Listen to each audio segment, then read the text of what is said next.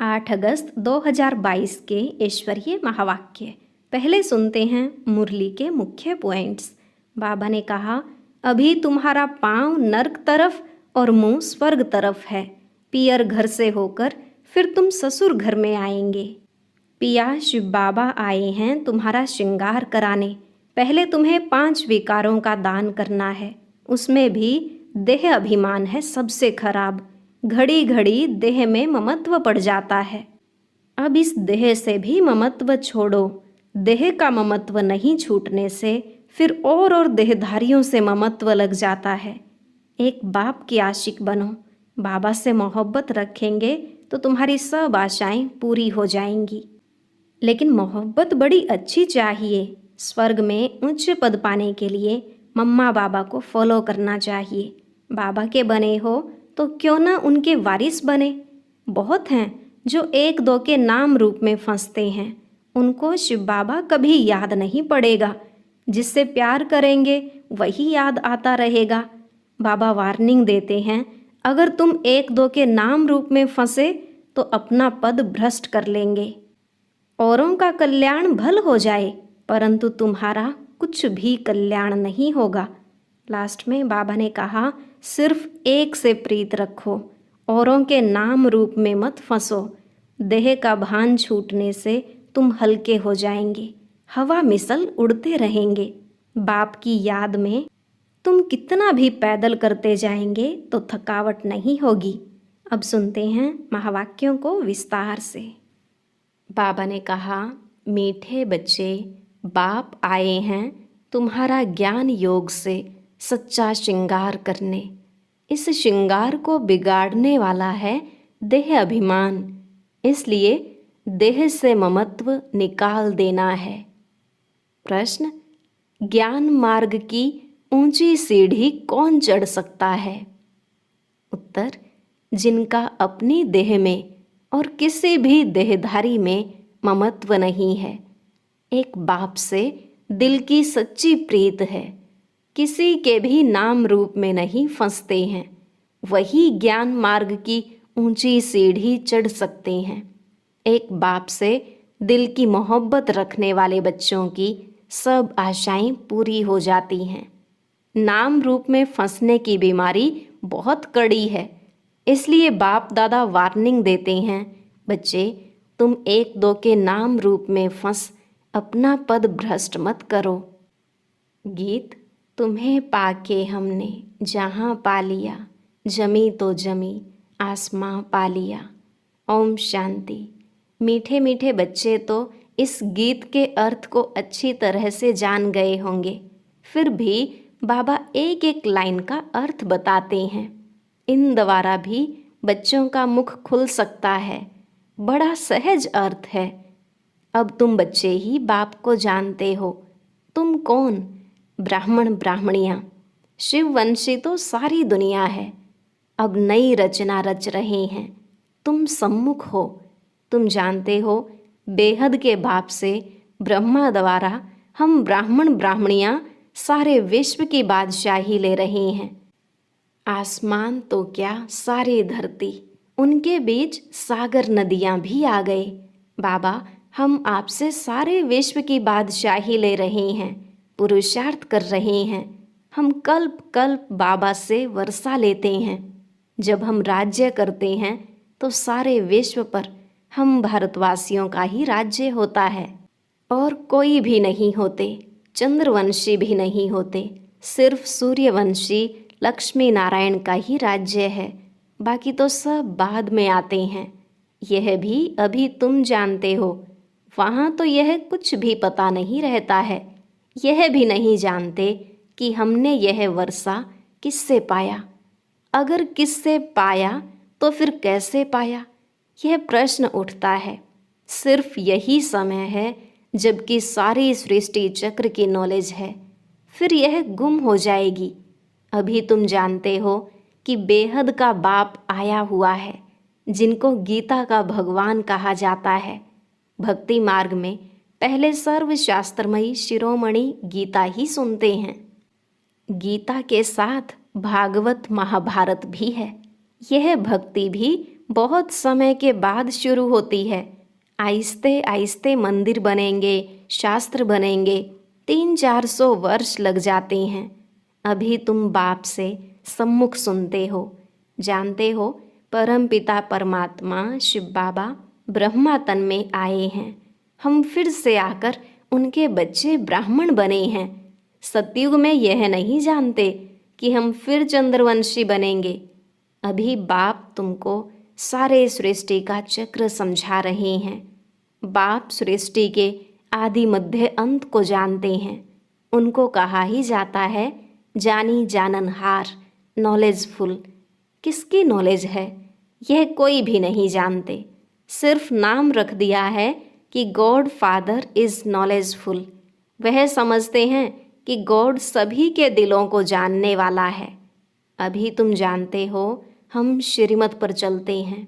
बाप कहते हैं मामेकम याद करो, जिसको तुम आधा कल्प से याद करते आए हो। अब तुमको ज्ञान मिलता है तो भक्ति छूट जाती है। दिन है सतयुग, रात है कलयुग। पाँव नर्क तरफ, मुँह स्वर्ग तरफ है। पियर घर से होकर ससुर घर आएंगे। यहाँ पिया शिव बाबा आते हैं श्रृंगार कराने, क्योंकि श्रृंगार बिगड़ा हुआ है। पतित बनते तो श्रृंगार बिगड़ जाता है। अभी पतित पापी नीच बन पड़े हैं।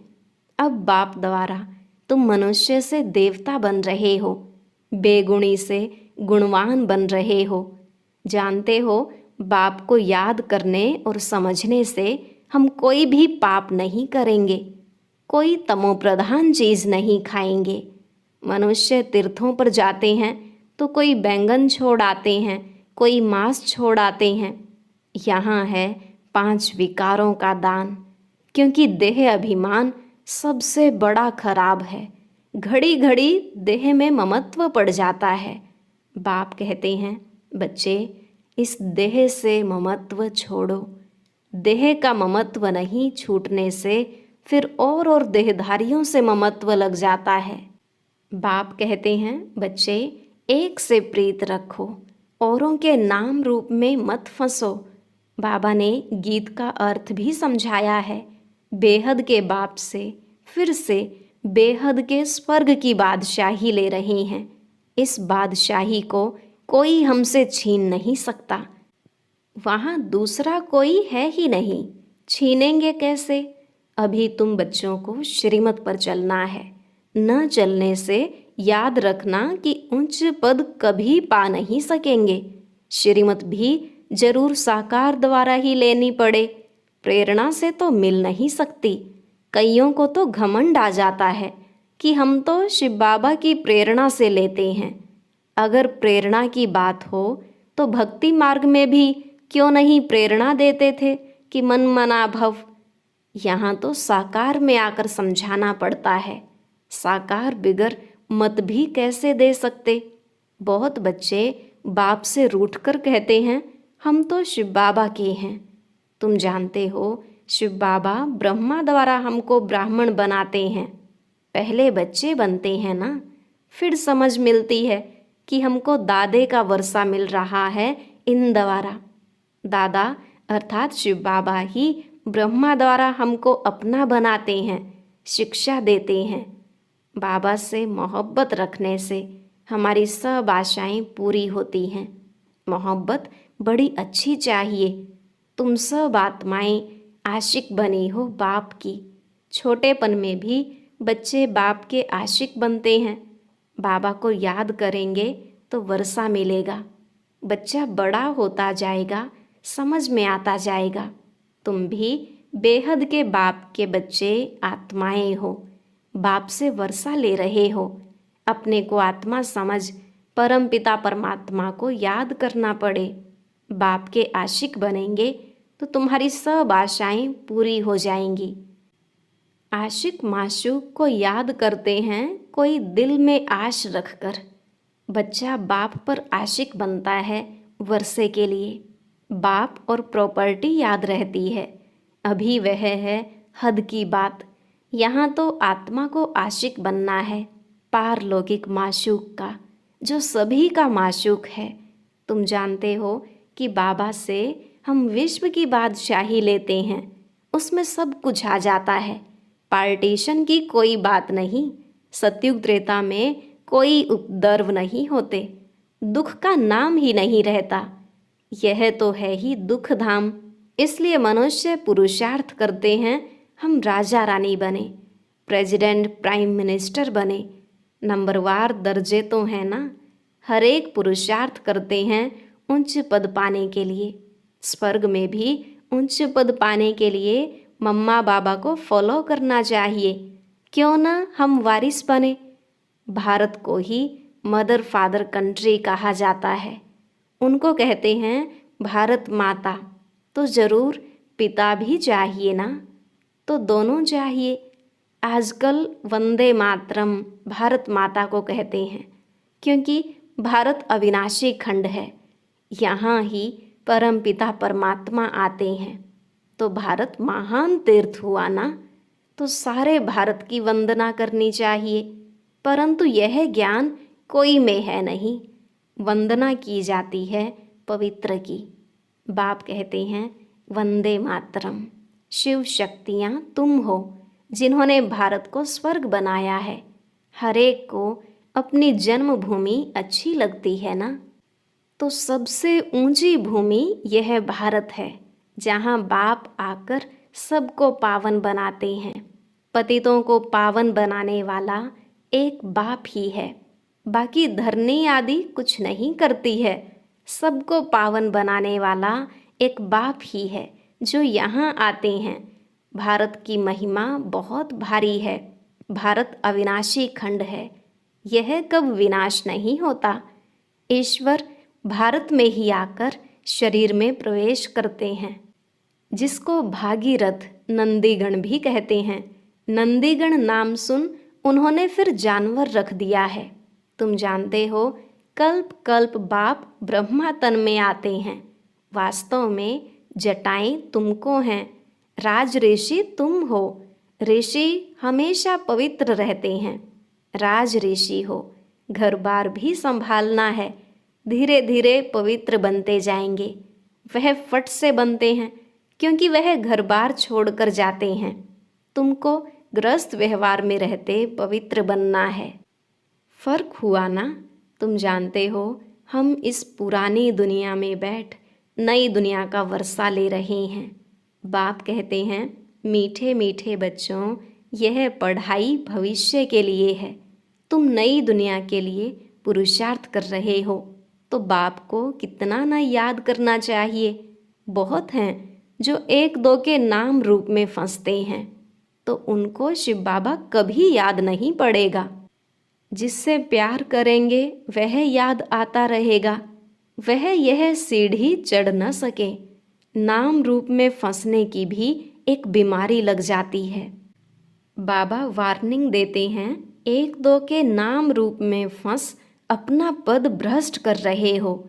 औरों का कल्याण भल हो जाए, परंतु तुम्हारा कुछ भी कल्याण नहीं होगा। अपना अकल्याण कर बैठते हैं। पंडित का मिसाल ऐसे बहुत हैं जो नाम रूप में फंस मरते हैं। अब तुम बच्चे जान गए हो कि आधा कल्प हमने दुख सहन किया है, गम सहन किए हैं। अभी वह निकल खुशी का पारा चढ़ता है। तुम गम देखते देखते एकदम तमोप्रधान बन पड़े हो। अभी तुमको खुशी होती है हमारे सुख के दिन आए हैं, सुख धाम में जा रहे हैं। दुख के दिन पूरे हुए तो सुख धाम में उच्च पद पाने का पुरुषार्थ करना चाहिए। मनुष्य पढ़ते हैं सुख के लिए। तुम जानते हो हम भविष्य विश्व के मालिक बन रहे हैं। पत्र में लिखते हैं, बाबा हम आपसे पूरा वर्षा लेकर ही रहेंगे, अर्थात सूर्यवंशी राजधानी में हम उच्च पद पाएंगे। पुरुषार्थ की संपूर्ण भावना रखनी है। अब सतयुग के तुम्हारे सुख की उम्मीदों के दीवे जग रहे हैं। दीवा बुझ जाता है तो दुख ही दुख हो जाता है। भगवानुवाच, तुम्हारा सब दुख अब मिट जाने वाला है। अब तुम्हारे सुख के घनेरे दिन आ रहे हैं। पुरुषार्थ कर बाप से पूरा वर्षा लेना है। जितना अब लेंगे, इससे समझेंगे हम कल्प कल्प यह वर्षा पाने के अधिकारी बनते हैं। हर एक समझते जाएंगे हम किसको यह रास्ता बताते हैं। बाबा कहते हैं पुण्य आत्मा नंबर 1 सतयुग में बनना है, अंधों की लाठी बनना है, प्रश्नावली आदि बोर्ड पर जहाँ तहाँ लगाना चाहिए। एक बाप को सिद्ध करना है, वही सबका बाप है। वह बाप ब्रह्मा द्वारा ब्राह्मण रचते हैं। ब्राह्मण से तुम देवता बनेंगे। शूद्र थे, अभी हो ब्राह्मण। ब्राह्मण हैं चोटी, फिर हैं देवता। चढ़ती कला तुम ब्राह्मणों की है। तुम ब्राह्मण ब्राह्मणियाँ भारत को स्वर्ग बनाते हो। पाँव और चोटी बाजोली खेलने से दोनों का संगम हो जाता है। कितना अच्छी रीति समझाते हैं। विनाश हुआ तो समझेंगे हमारी राजधानी स्थापन हुई। फिर तुम सब शरीर छोड़ अमर लोक में जाएंगे। यह मृत्यु लोक है। जब से मोहब्बत हुई है, इसका यह मतलब नहीं कि पुरानी मोहब्बत वाले उच्च पद पाएंगे और नई मोहब्बत वाले कम पद पाएंगे। नहीं, सारा मदार पुरुषार्थ पर है। देखा जाता है बहुत पुरानों से नए तीखे जाते हैं, क्योंकि देखेंगे कि बाकी समय बिल्कुल थोड़ा है तो मेहनत करने लग पड़ते हैं। पॉइंट्स भी सहज मिलती जाती हैं। बाप का परिचय दे समझाएंगे तो गीता का भगवान कौन? शिव व श्री कृष्ण। वह है रचयिता, वह है रचना। तो जरूर रचता को भगवान कहेंगे ना। तुम सिद्ध कर बताएंगे। यज्ञ जप तप शास्त्र आदि पढ़ते नीचे उतरते आए। भगवानुवाच कहकर समझाएंगे तो किसको गुस्सा नहीं लगेगा। आधा कल्प भक्ति चलती है। भक्ति है रात, उतरती कला चढ़ती कला। सबको सदगति में आना है, वाया गति। यह समझाना पड़े। बिल्कुल सिंपल रीति समझाने से बहुत खुशी होगी। बाबा हमको ऐसा बनाते हैं। अभी आत्मा को पंख मिले हैं। आत्मा जो भारी है वह हल्की बन जाती है। देह का भान छूटने से तुम हल्के हो जाएंगे। बाप की याद में तुम कितना भी पैदल करते जाएंगे तो थकावट नहीं होगी। यह भी युक्तियाँ बतलाते हैं। शरीर का भान छूट जाने से हवा मिसल उड़ते रहेंगे।